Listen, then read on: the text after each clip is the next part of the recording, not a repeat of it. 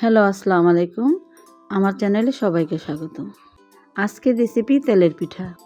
এই পিঠাকে অনেকে পোয়া পিঠাও বলে থাকে। খুবই সহজ একটা রেসিপি। আজ সবার সাথে এই রেসিপিটা শেয়ার করব।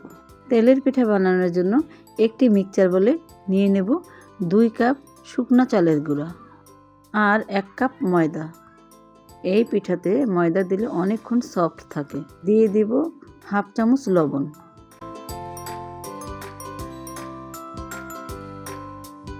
এখন সব উপকরণ হাত দিয়ে ভালোভাবে মিশিয়ে নেব।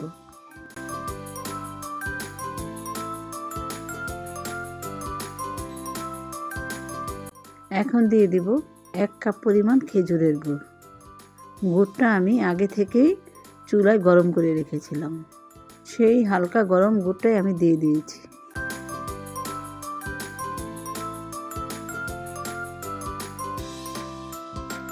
এখন গুড়টা ভালোভাবে চালের গুঁড়ার সাথে মিশিয়ে নিতে হবে।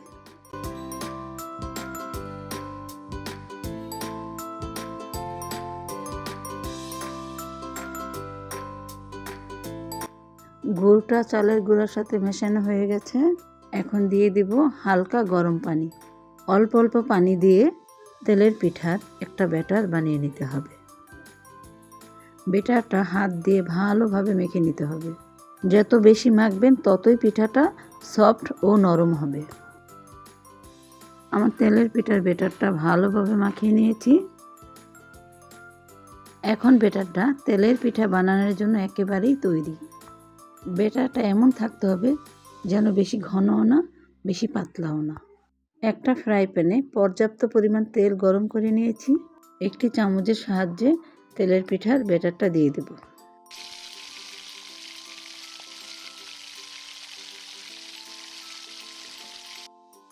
দেখেন পিঠাটা কেমন পারফেক্টভাবে ফুলেছে।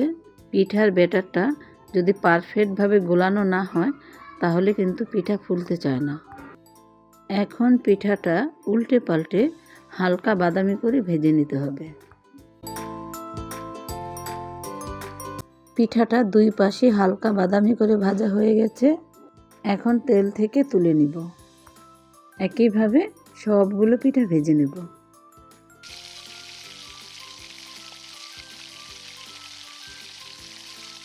আপনারা বানিয়ে নিতে পারেন খুব সহজে পারফেক্ট তেলের পিঠা। খুবই সহজ রেসিপি। ভালো লাগলে কমেন্ট করে জানাবেন, একটা লাইক দিবেন, শেয়ার করবেন। আমার সবগুলো পিঠা বানানো শেষ।